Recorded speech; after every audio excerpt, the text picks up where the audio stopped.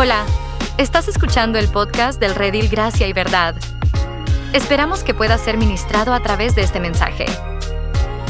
Si quieres conocernos más o necesitas ayuda espiritual, puedes visitar nuestra cuenta en Instagram, @Redil Gracia y Verdad.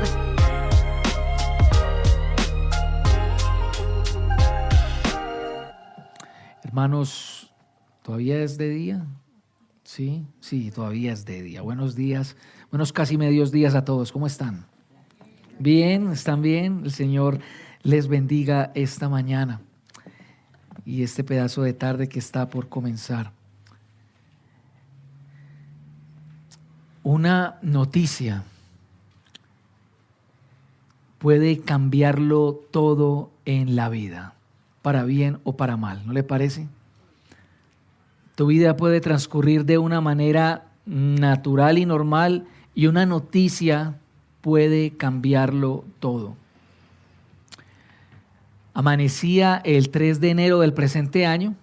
Para algunos no era 3 de enero, sino 34 de diciembre aún. Y desde muy tempranas horas una noticia de gran magnitud sacudió al mundo y a Sudamérica.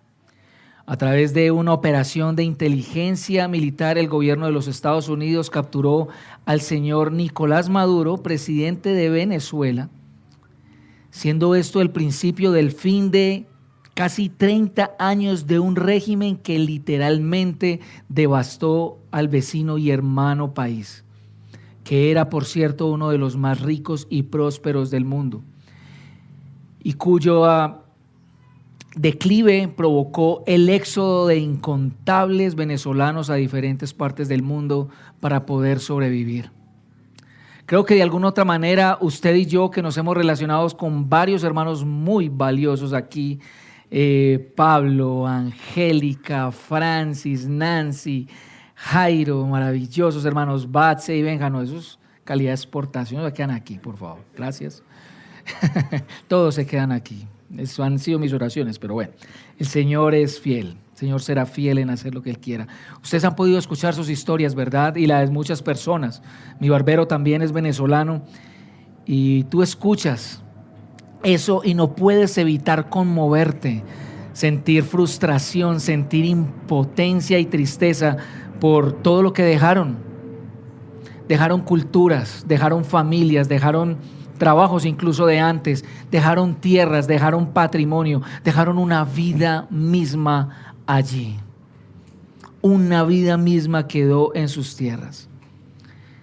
Tú puedes escuchar cuando hablan de su tierra, cuando te comparten de sus tradiciones, de sus comidas, ¿cierto? Sí, unas hallacas bien deliciosas, la verdad, todo, ¿no? El pan de jamón, Padre mío. Tú los puedes escuchar y puedes sentir y palpar la añoranza, la esperanza, la nostalgia de mi tierrita, como me hace falta. Con esta noticia inmediatamente las cuentas de muchos hermanos venezolanos que conozco comenzaron a llenar de fotos sus redes, colocando la noticia una y otra vez y sin imaginar, o sea, no solamente colocaban la noticia, sino también marchas de celebración con banderas de Venezuela y gritando libertad y por fin. Esa noticia, al menos ese primer día o esos primeros días, les hizo asegurarle a su corazón que la espera quizá había terminado. La semana pasada nosotros comenzamos nuestra serie de sermones en el libro o Evangelio de Marcos, que es el relato más antiguo de Jesús que conocemos. Y como vimos, su relato comienza diciendo en el capítulo 1, verso 1, comienzo del Evangelio, comienzo de unas noticias. Las noticias acerca de Jesús, el Cristo o Mesías e Hijo de Dios. Marcos escribe precisamente acerca de la persona y mensaje de Jesús, quién es ese Mesías, quién es ese Hijo de Dios y siervo suyo, y el costo de su llamado para cualquier persona que quiera seguirle. El Evangelio de Marcos son entonces noticias de lo que Dios hizo de manera relatada. Y el texto que vamos a exponer hoy nos va a ayudar a entender y abrazar el contenido de esa noticia. Hoy vamos a hablar de una manera un poco más profunda acerca de esa noticia y los hechos detrás del mensaje de Jesús y por qué la Biblia las llama buenas noticias, ¿ok?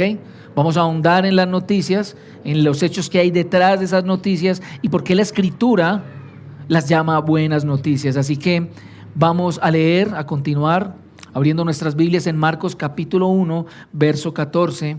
Y como es sana costumbre en nuestra iglesia, de manera reverencial nos ponemos de pie para leer y escuchar la palabra del Señor.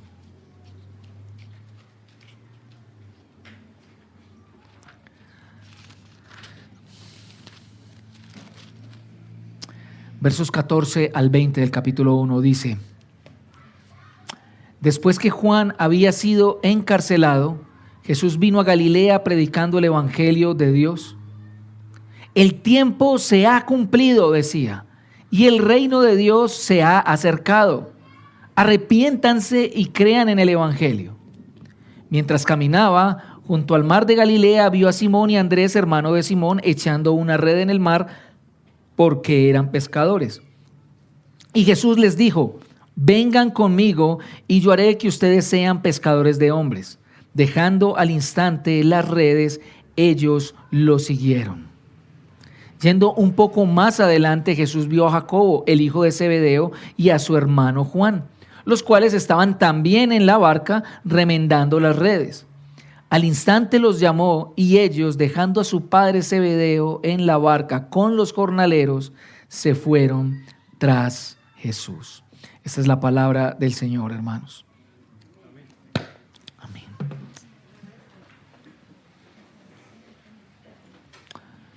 Podemos ver en este par de escenas, la escena de cómo principia el ministerio de Jesús y su llamado a los primeros discípulos, que el principio del ministerio de Jesús demuestra la llegada del reino de Dios en el mensaje que está predicando, en su llamado y en la respuesta de los primeros discípulos. Eso es básicamente lo que está pasando aquí. Que el ministerio de Jesús anuncia la llegada del reino en ese mensaje que está dando, pero luego en el llamado a sus discípulos y luego en la respuesta que estos tienen. Y es mi deseo esta mañana, hermanos, quiero persuadirte de que el evangelio son las buenas noticias del reino de Dios y que esas noticias son capaces de cambiar el rumbo de tu vida y hacer de ti la persona que Jesús quiere que seas. El evangelio son las buenas noticias del reino de Dios, capaces, es decir, tienen el poder de cambiar tu vida y hacer de ti la persona que Dios quiere que Él seas. Y para eso vamos a movernos en tres momentos de este relato. El primero es que el reino de Dios es el mensaje del evangelio. Claramente, el reino de Dios es el mensaje del evangelio. Luego vamos a ver a aquellos que son alcanzados por el evangelio del reino de Dios. Entonces, primero, el reino de Dios es el mensaje del evangelio. Luego vamos a ver a los alcanzados por el evangelio del reino de Dios. Y en tercer lugar, vamos a ver el poder del evangelio del reino de Dios. El reino de Dios como mensaje del evangelio, los alcanzados por el evangelio del reino de Dios y el poder del evangelio del reino de Dios. Bueno, número uno, el reino de Dios es el mensaje del evangelio. Nosotros podemos ver que nuestro texto comienza, versículo 14, diciendo que Jesús viene a Galilea predicando el evangelio de Dios. Y podemos ver que en las palabras de Jesús hay varios componentes. Uno es que el tiempo de Dios se ha cumplido y otro es que el reino de Dios se ha acercado. Así como a nuestros hermanos de Venezuela y de otras naciones que han sufrido bajo regímenes totalitarios, por muchos años la nación de Israel, es decir, el pueblo judío, esperó que una noticia así le llegara. Estamos hablando de siglos, más de 400 años. A causa de su pecado, ellos tuvieron que enfrentar la invasión de otros reinos que los sacaron de su tierra, principalmente el reino de Asiria, que invadió el reino del norte, es decir, Samaria, Israel, que se llamaba en ese tiempo, los llevó, ellos jamás retornaron, volvieron después unos cuantos, y luego Babilonia, que se llevó a la tribu de Judá y de Benjamín. Luego comenzaron a llegar otros imperios mucho más fuertes a invadir. A Babilonia lo invadió el imperio persa, luego el imperio persa sufre la invasión de los griegos y finalmente los griegos sufren la invasión del imperio romano. Allí durante todos estos años, la esperanza de Israel albergaba que Dios iba a cumplir sus promesas. ¿Cuáles promesas? Las promesas de su restauración como una realidad evidente. A través del profeta Isaías, en los capítulos 40 al 66, el Señor empieza a prometer que con su brazo, que con su poder, va a devolverle el reino a Israel, va a venir y va a reinar nuevamente sobre ellos, va a establecer su trono sobre Sión y va a reinar sobre todas las naciones. El profeta Daniel, por ejemplo, en su capítulo 7, dice que la justicia para los santos del Altísimo va a llegar y aparecerá el anciano de días. El anciano de días es Dios. Y en un tiempo indicado, escuchen, en un tiempo indicado, ellos volverán a poseer el reino nuevamente. A su vez, el capítulo 9 del profeta Daniel, el profeta prometió un tiempo exacto cuando el príncipe Mesías, así lo llaman, es hermoso, llegaría y Jerusalén sería de nuevo edificada. En muchos salmos usted puede leer cómo se percibe ese lamento y lloro en la cautividad y el deseo incluso de que esos captores sean castigados. Oh Babilonia, ¿quién será aquel que rompe a tus hijos contra la peña? Así. En otros también se ve la esperanza de cosechar con alegría lo que con lágrimas había sido sembrado. Salmos como el 95, 96, del 95 al 100 más o menos son salmos del entronamiento de Dios. Dios reinando sobre todas las naciones reinan, todas las naciones rindiéndole tributo y reconociendo su señorío. Con los años, familias de israelitas como los macabeos levantaron revoluciones contra Roma a fin de recuperar la soberanía nacional de Israel y fueron vistos como mesías libertadores, pero los reinados duraron realmente muy poco. Y en el capítulo 14 de Marcos se nos menciona a José de Arimatea como un hombre entre los fariseos piadoso que esperaba y aguardaba el reino de Dios. Esto muestra la expectativa que tenía Israel de que Dios nuevamente volviera, los liberara en su tierra, les daría nuevamente su independencia y todas las naciones estuvieran sujetas a Él. Y Jesús llega precisamente predicando, anunciando que ya el tiempo llegó, la espera terminó, el reino de los cielos se ha acercado. Esa es la gran noticia del Evangelio, que el reino de Dios se acercó a los hombres y por fin Dios actuará y les daría, o piensen en un israelita, por fin Dios nos dará la tan anhelada victoria y libertad. Pero, si vemos detalladamente, Jesús aparece es como un hombre cualquiera en Nazaret de Galilea. No viene con un ejército tras él, no viene como un líder político o rey dispuesto a darle batalla al reino de turno, no viene así. Pero Marcos nos relata cómo viene. Dice que viene con el Espíritu Santo sobre él y acaba de venir del desierto, nada más ni nada menos que de enfrentar a Satanás y vencer la tentación.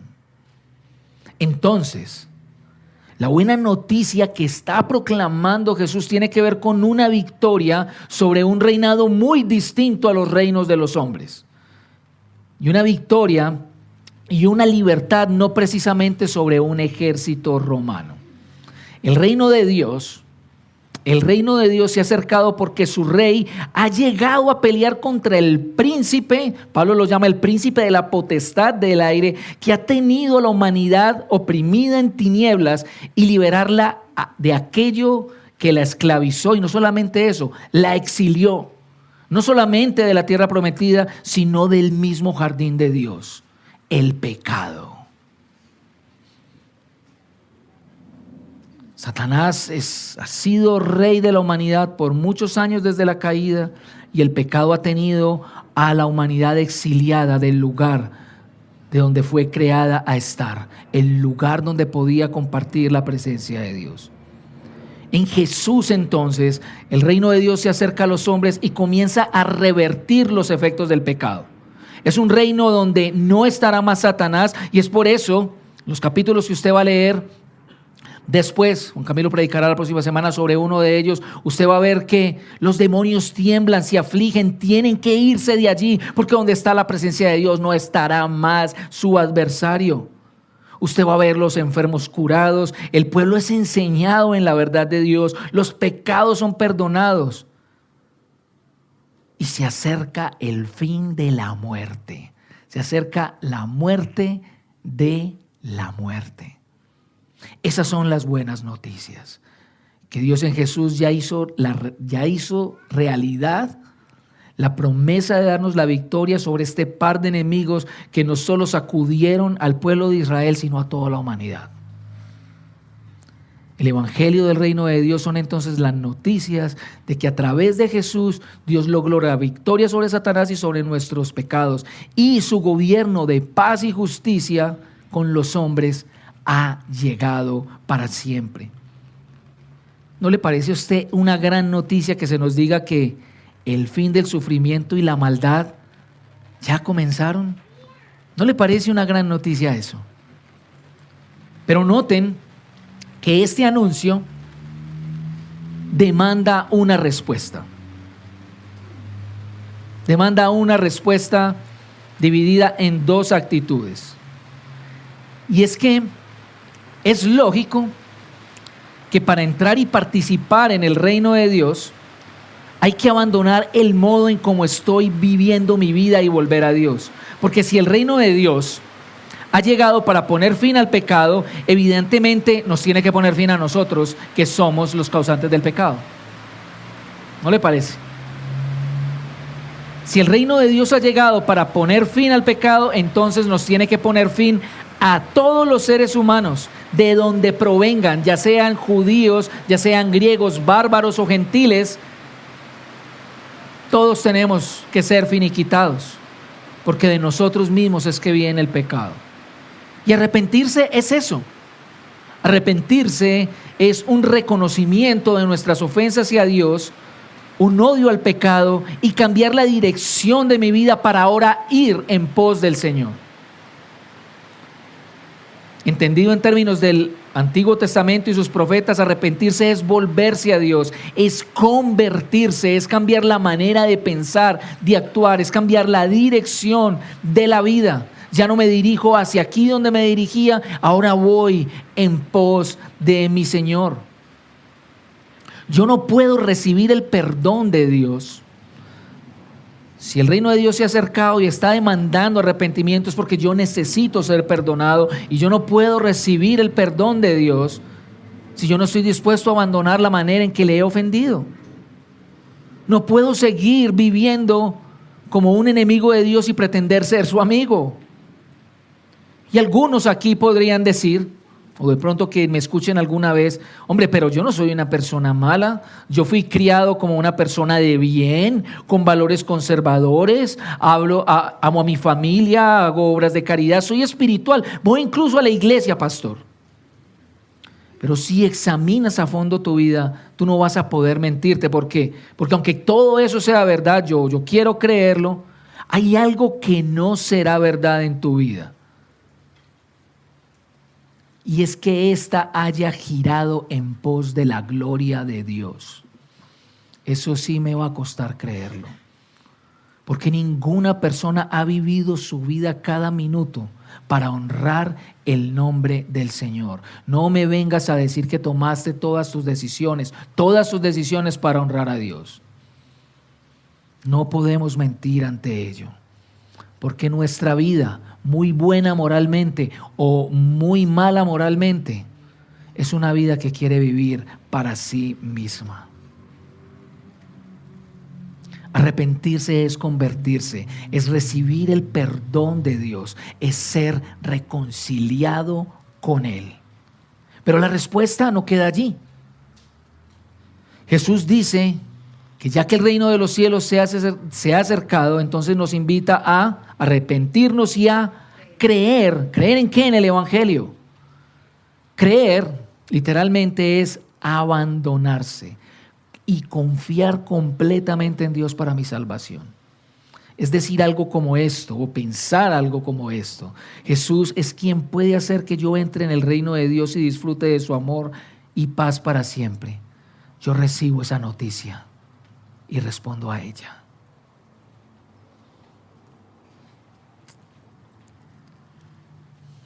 El Evangelio es el fin de todo intento humano de alcanzar el favor de Dios. Probablemente te puedas estar diciendo que nunca has querido el favor de Dios porque de hecho ni crees, pero de alguna manera todos buscamos la manera de poder estar en paz. Miren, algo que escucho mucho de la nueva generación, sí, de la nueva generación, la que tiene menos de 20. Bueno, menos de 25 pues al menos. Algo que escucho mucho cuando los saludos es la siguiente exclamación: bien, paz, tranquilo. 11 de 10 me responden bien, paz, tranquilo, todo tranquilo. Ese es el nuevo ídolo moderno, la tranquilidad a toda costa. Por eso tanta pastilla y tanto diagnóstico, porque hay que estar tranquilos. Todos buscamos la manera de poder estar en paz o tranquilos, de autorrealizarnos, de justificar nuestra estadía en este mundo. Esas son expresiones por la búsqueda de algo que nos es esquivo. ¿Sabes por qué? Porque se perdió cuando los seres humanos tomaron la decisión de vivir sin Dios. ¿Y sabes qué es eso? Es una palabra, el shalom. No es un mantra para que lo repita todos los días. Es la paz, es el bienestar y es la armonía para la que todos los seres humanos fuimos diseñados. Una paz con nuestro Creador, una paz los unos con los otros y una paz con todo el mundo creado. Todas las religiones del mundo o sistemas de autoayuda busca que lo obtengas con una cantidad de reglas, condiciones y conductas para alcanzarlo, pero jamás lo vas a poder alcanzar. El Evangelio de Dios es todo lo contrario. No tienes que hacer nada para buscar el favor de Dios.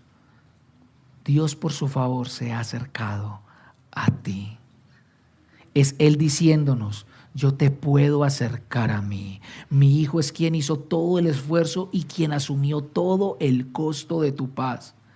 Te invito a creer y a cambiar la dirección en la que vienes caminando y creer en lo que te estoy anunciando hoy. El reino de Dios entre nosotros es la gran y mejor de todas las noticias. ¿No le parece a usted? Ahora, habiendo visto que el reino de Dios es la noticia que nosotros proclamamos, creo que es necesario que en segundo lugar nosotros veamos a los que son alcanzados por el reino de Dios. Jesús viene iniciando su ministerio. Noten en el versículo 16 cómo Él está caminando en Galilea junto al mar. Y es obvio que mientras esté caminando está anunciando ese evangelio. Y lo interesante aquí es que en esta escena, mire lo que hace. Él ve 4 hombres. Primero ve a Simón y Andrés, ambos hermanos, y luego ve a otros 2 hermanos, a Juan y Jacobo. Dice que son hijos de Zebedeo. Los 4 son pescadores y están en el mismo ejercicio de su labor. Uno están echando la red y otros están remendándolas. Esas son las personas que primeramente Él ve y llama para que lo sigan. ¿Y qué tienen de especial estas personas? Bueno, una respuesta corta: absolutamente nada. No tienen nada, pero nada de especiales. Vamos a darles algunas razones. Primeramente porque son galileos, es decir, con gente considerada por los judíos como de segunda mano, porque tienen una historia mezclada con gentiles y gente de otros pueblos. Se hablaba despectivamente de ellos. Uno de los discípulos habló de Jesús de esta manera, eso lo relata Juan: algo bueno puede salir de Galilea. Miren la manera como hablaban de ellos.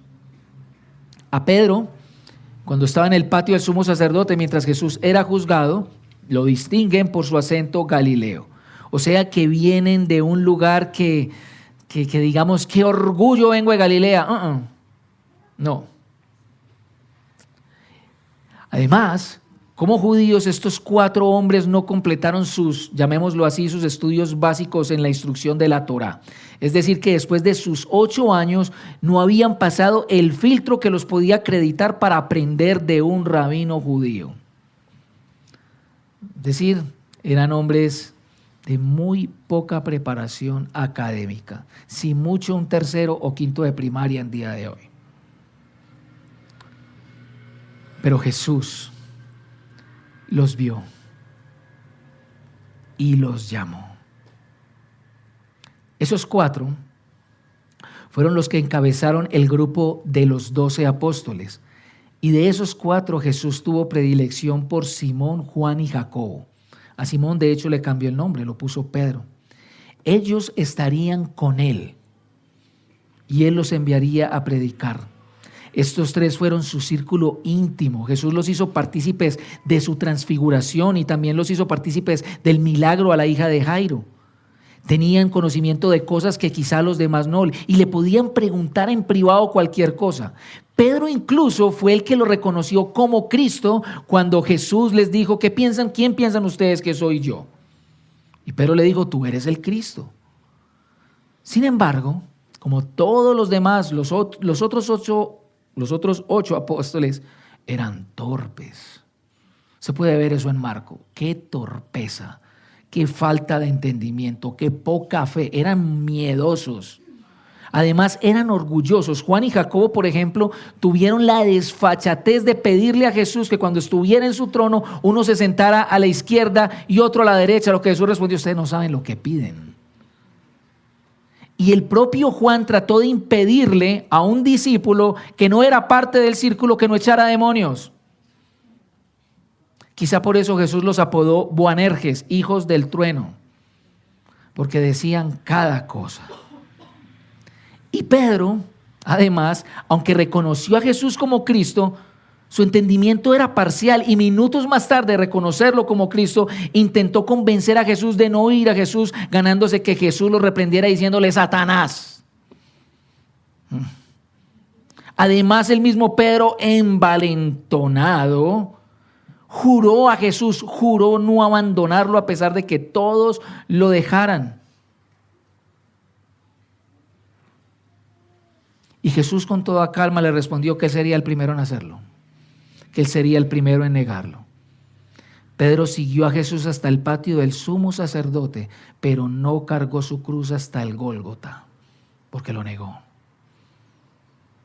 Esas son las personas a las que el reino de Dios se les acercó. Personas como usted y como yo. Personas que no somos aptas para el reino, no estamos a la altura de Dios, sea de donde sea que vengamos, tengamos la ocupación que tengamos, no somos aptos para el reino de Dios, solo que a unos se nos ve más que a otros. Pecadores comunes y silvestres. Esas son las personas a las que Jesús llamó. Hermanos, muchos de nosotros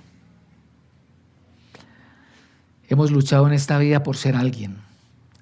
Hemos estudiado, hemos trabajado y hemos tratado de escalar, tratando de demostrar que valemos, que podemos ser considerados como alguien en este mundo. Y el problema es que este deseo intenso por aprobación se convierte en una necesidad realmente imposible de satisfacer. El costo es muy alto porque estamos dispuestos a obtenerla a toda costa y nuestras vidas se van a devastar si no la obtenemos y nuestras familias pagan el precio por ello. ¿Sabes una cosa? El evangelio no se trata de lo que puedas demostrarle a Dios, sino del Dios que te vio y te consideró ser digno para seguirle. A Él no le importó en qué punto de la vida estabas, ni tu pasado, ni tu futuro, ni tu dinero, ni tu trabajo, ni nada. Si has creído en Jesús y eres un seguidor suyo, ya tienes la aprobación de Dios. Ya tienes su like. Si no has creído en Jesús y estás aquí, seguramente Él te puede estar mirando hoy y te está invitando a creer esta buena noticia. Esta noticia tan maravillosa, capaz de librarte de tu pasado y hacer de ti alguien que sí cuente para Dios. Jesús vino como un Galileo. Jesús vino como un menospreciado para que tú tuvieras un precio muy alto a los ojos de Dios Padre.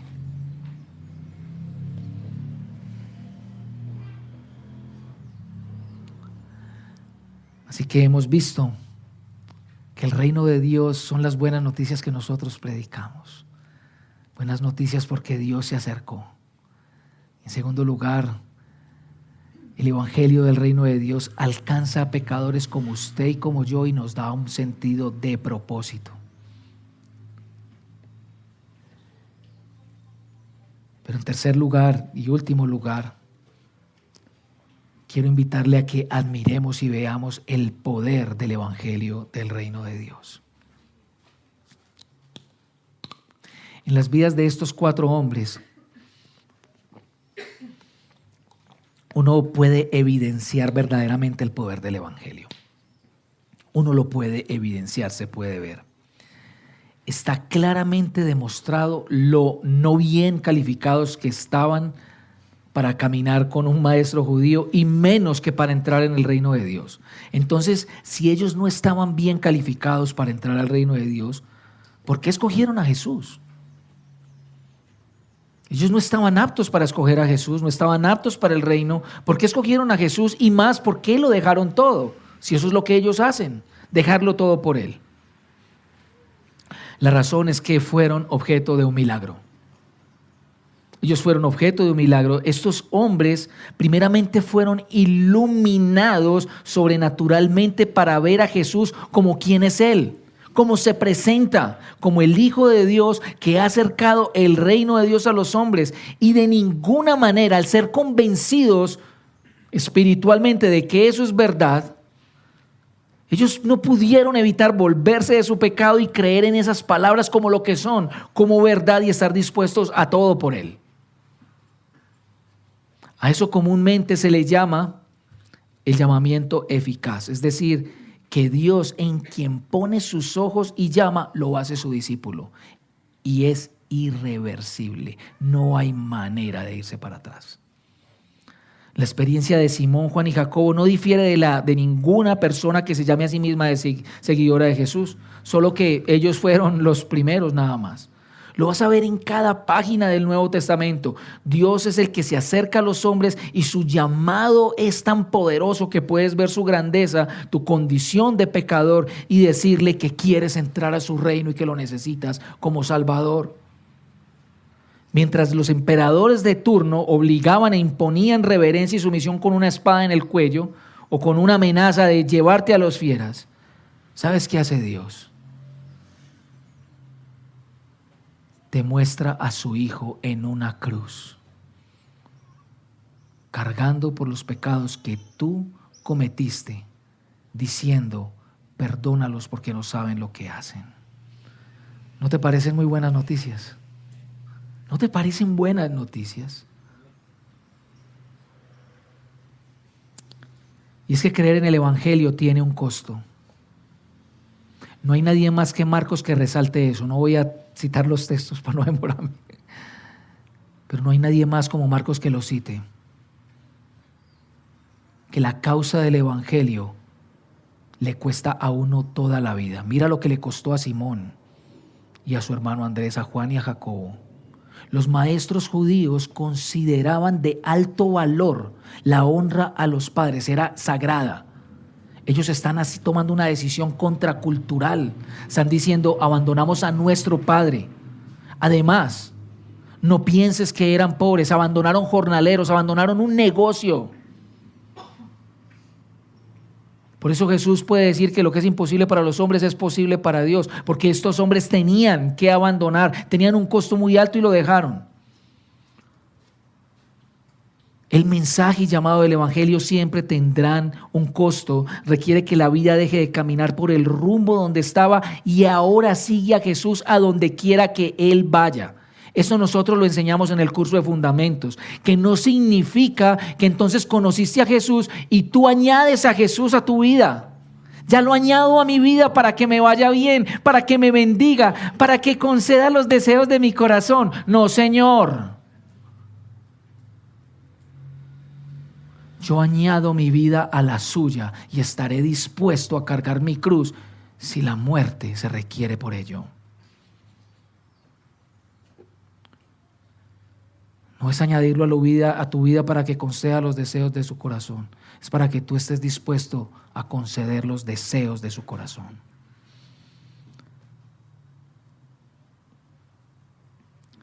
No, pastor, que los domingos no sé qué, que me cuesta madrugar, que no soy de leer, que es que ha sido el novio de toda la vida, que es que ya me voy a jubilar, que mis hijos, que mis nietos, que mi trabajo, que es.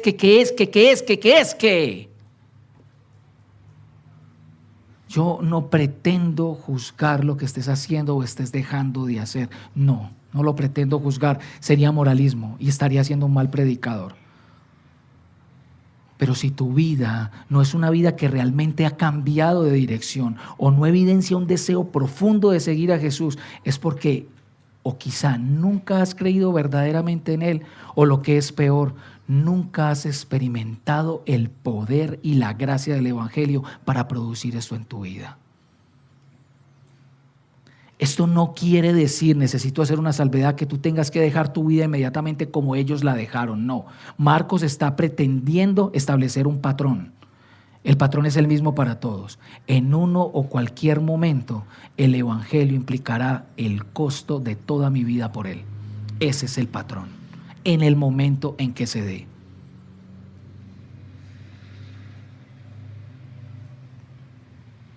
Y en segundo lugar, el poder del Evangelio se evidencia aquí no solamente haciendo posible el milagro de arrepentirnos. Arrepentirnos es un milagro. Pablo lo dice en uno de sus discursos en Hechos. Dios concede el arrepentimiento para perdón de los pecados. Es una concesión de Dios. Dios también concede la fe para entrar al reino de Dios. Es un poder que Él da. Pero no solamente el poder del Evangelio se ve en eso, se ve en hacerte la persona que Dios quiere hacer por ti, que Dios quiere que tú seas. Miren la promesa de Jesús. Es a los 4, pero el que la escucha primeramente es Simón y Andrés. ¿Cuál es? Yo los haré pescadores de hombres.